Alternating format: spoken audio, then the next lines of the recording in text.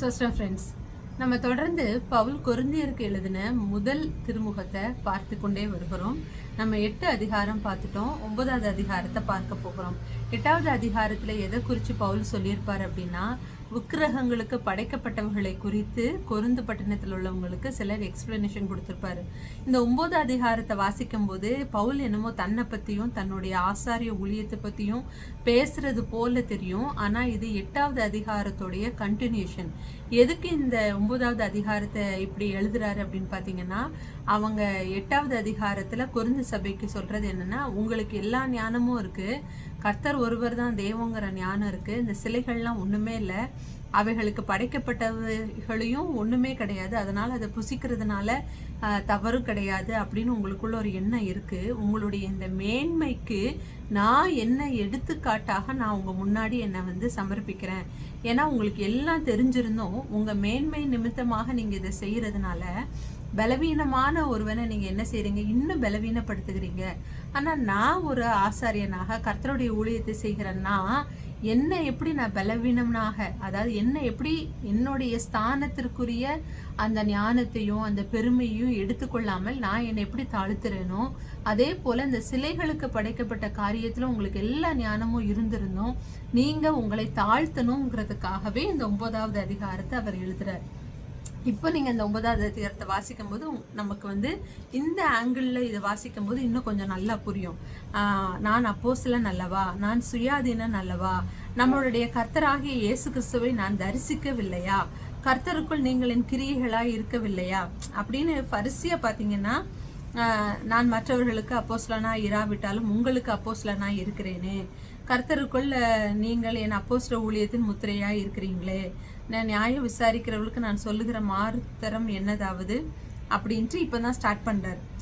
எனக்கு இவ்வளவு இருக்கு, நான் தான் உங்களை உருவாக்கினேன், நான் கர்த்தரை சந்திச்சிருக்கேன், தரிசிருக்கேன், கர்த்தர் எனக்கு அநேக காரியங்களை செய்திருக்கிறார், புசிக்கவும் குடிக்கவும் எனக்கு அதிகாரம் இல்லையா, மற்ற அப்போஸ்தலங்களை போல சகோதரியாகிய ஒரு சகோதரியை திருமணம் பண்ணிக்கிட்டு அவங்களோட சுவிசேஷத்தை அறிவிக்க ஊர் ஊராக போக எங்களுக்கு அதிகாரம் இல்லையா, கைத்தொழில் செஞ்சுதான் நாங்கள் சாப்பிடணும்னு எங்களுக்கு இருக்கா, கைத்தொழில் செய்யாமல் இருந்து இந்த மேன்மையை அனுபவிக்க எங்களுக்கு அதிகாரம் இல்லையா, நான் சொந்தமாக நான் சம்பாதிச்சு அந்த பணத்தை செலவழித்து ஊர் ஊராக போய் நான் சுவிசேஷத்தை அறிவிக்கிறேனே, எவன் தன் சொந்த பணத்தை செலவழித்து தண்டிலே சேவகம் பண்ணுவான், எவன் திராட்சை தோட்டத்தை உண்டாக்கி அதன் கனியை புசியாதிருப்பான், எவன் மந்தையை மேய்த்து அதன் பாலை சாப்பிடாதிருப்பான்.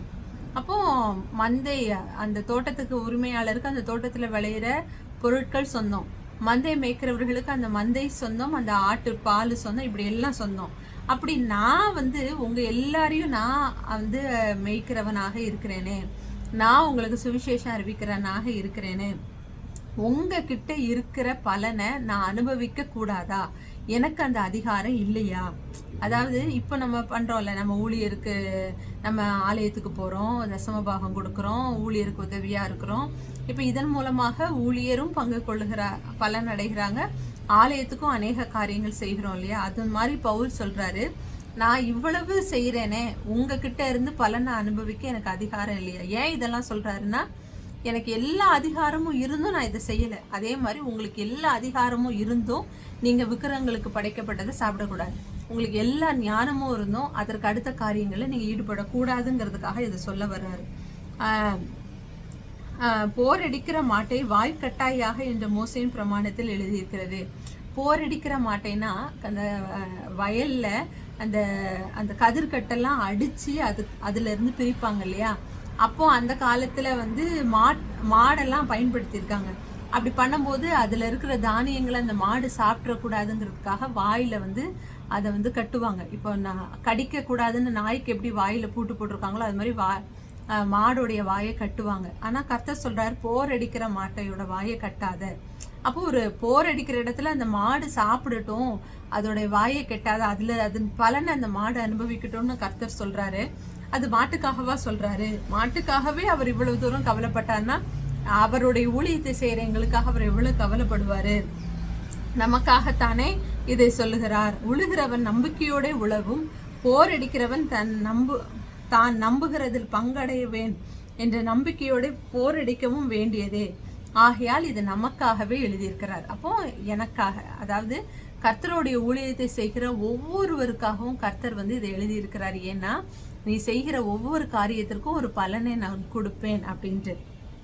நாங்கள் உங்களுக்கு ஞான நன்மைகளை விதைத்திருக்க உங்கள் சரீர நன்மைகளை அறுத்தால் அது பெரிய காரியமும், உங்கள் ஆவிக்குரிய வாழ்க்கைக்கு பரலோகத்திற்குரிய காரியங்களை நாங்கள் உங்களுக்கு சொல்ல, இந்த பூமியில நாங்கள் வாழுகிறதற்கு எங்களுக்கு தேவையான பொருளையோ பணத்தையோ உணவையோ நீங்க எங்களுக்கு கொடுக்கணும்னு நாங்க நினைக்க கூடாதா? அது தப்பா அப்படின்னு கேட்கிறார். அதாவது இந்த காலத்துல தசம பாகத்தை குறித்து நிறைய கான்ட்ராவர்சி இருக்குல்ல. அதுல பவுல் சொல்றாரு, மற்றவர்கள் உங்களிடத்துல இந்த அதிகாரத்தை செலுத்தினால் அவர்களிலும் நாங்கள் அதிகமாய் செலுத்தலாம் அல்லவா? அது யாரு மற்றவர்கள்? நம்ம கவர்மெண்ட்டுக்கு டாக்ஸ் கட்டுறோம். நம்மளுடைய பணத்துல இத்தனை பெர்சன்டேஜ் டாக்ஸா நீ கட்டணும்னு மாசம் மாசம் சம்பளத்துல கவர்மெண்ட் பிடிக்கிறாங்க. எதுக்கு பிடிக்கிறாங்க? இந்த ரோடு, தண்ணி வசதி, பராமரிப்பு, எலெக்ஷன் வேலைகள், நிறைய நல்ல தண்ணீர் பராமரிப்பு, இப்படி அநேக காரியங்களுக்காக உங்களுடைய சம்பளத்தில் இவ்வளோ பெர்சன்டேஜ் கவர்மெண்ட்டுக்கு கொடுக்கணுன்ட்டு மற்றவர்கள் உங்களிடத்தில் இந்த அதிகாரத்தை செலுத்துகிறாங்களே, நீங்கள் பரலோகத்துக்கு போய் சேர உங்களோட ஆவிக்குரிய வாழ்க்கையை ஒழுங்குபடுத்துகிற காரியத்தில் தேவன் எங்களை ஈடுபடுத்தியிருக்கிறாரு. இப்போ நாங்கள் எவ்வளவு தூரம் உங்ககிட்ட இருந்து எதிர்பார்க்கலாம்? அப்படி இருந்தும் கிறிஸ்துவின் சுவிசேஷத்திற்கு யாதொரு தடையும் உண்டாகாதபடிக்கு நாங்கள் இந்த அதிகாரத்தை செலுத்தாமல் எல்லா பாடும் படுகிறோம். அப்போ அவர் என்ன சொல்றாரு? இவ்வளவு தூரம் எனக்கு என்கிட்ட தேவன் வந்து இந்த பவரை வந்து கொடுத்துருக்கிறாரு. பவர் மீன்ஸ் என்னது? நீ அவங்க கிட்ட இருந்து சரீர நன்மைகளை பெற்றுக்கொள்ளலாம். அவங்க உங்களுக்கு உங்களுடைய இந்த உலகத்துல வாழுகிறதற்கான தேவைகள் எல்லாம் அவங்க உங்களுக்கு கொடுக்கலான்னு தேவன் இந்த அதிகாரத்தை எனக்கு கொடுத்துருந்தோம். நான் இதை செய்யலையே. ஏன் செய்யல அப்படின்னா அதைத்தான் சொல்ற. நான் இவ்வளவு அதிகாரம் பெற்றிருந்தோம் நான் உங்ககிட்ட இருந்து எதிர்பார்க்கலன்னா, உங்களுக்கு எல்லா ஞானமும் இருந்தோம், அந்த உணவெல்லாம் அற்பமானதாக உங்களுக்கு தெரிஞ்சிருந்தோம், நீங்க என்ன செய்யணும்? பலவீனமான ஒரு மனுஷனுக்காக நீங்க இந்த காரியத்திலெல்லாம் விட்டு கொடுக்கணுங்கிறதுக்காக தன்னுடைய ஊழியத்தை அந்த மாம்சத்தை விக்கிரங்களுக்கு படைக்கப்பட்டதுகளை குறித்து சாப்பிடுகிற காரியத்துல ஒப்பிட்டு பவுல் வந்து இந்த காரியத்தை வந்து பேசுகிறார். ஆசாரிய ஊழியம் செய்கிறவர்கள் தேவாலயத்திற்குரியவைகளில் புசிக்கிறார்கள் என்றும், பலிபீடத்துக்கு அடுத்த பணிவிடை செய்கிறவர்கள் பலிபீடத்தில் உள்ளவைகளில் பங்கு உண்டென்றும் இது வந்து கர்த்தர் சொல்லுகிறார். அந்தபடியே சுவிசேஷத்தை அறிவிக்கிறவர்களும் சுவிசேஷத்தினாலே பிழைப்பு உண்டாக வேண்டும் என்று கர்த்தர் கட்டளையிட்டு இருக்கிறாரே. எந்த இடத்துல கர்த்தர் கட்டளையிட்டு இருக்கிறார்? நீங்க வந்து எண்ணாகமம் 18வது அதிகாரத்துல பாத்தீங்கன்னா ஃபுல்லாக கர்த்தர் வந்து எக்ஸ்பிளைன் பண்ணியிருப்பார். நீ தசம பாகத்தை நீ லேவியர்கிட்ட கொடுக்கணும்.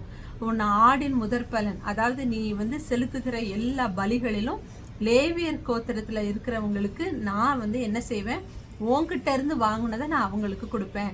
லேவியருக்கு விதைப்பு புசிப்பு உன்கிட்ட பங்கு கிடையாது, லேவியருக்கு நான் தான் பங்கு. அதனால நீ எனக்கு செலுத்துகிறத நீ லேவியனுக்கு கொடுக்கணும். ஏன்னா அவன் என் பணிவிடையை செய்கிறான், அவனுக்கு நீ எனக்கு காணிக்கையா கொடுக்கறது எல்லாத்தையும் நான் அவனுக்கு கொடுப்பேன் அப்படின்ட்டு எண்ணாகமம் 18வது அதிகாரத்துல லேவியருக்கு கொடுக்க வேண்டியது குறித்தும் லேவியரை குறித்தும் கர்த்தர் வந்து சொல்லுகிறத பார்க்கிறோம். அந்த இடத்துலதான் கர்த்தர் வந்து மென்ஷன் பண்ணியிருப்பார். ஆசாரிய ஊழியம் செய்கிறவன் ஆசாரிய ஊழியத்தின் மூலமாக அவன் வந்து பங்கடைவான்.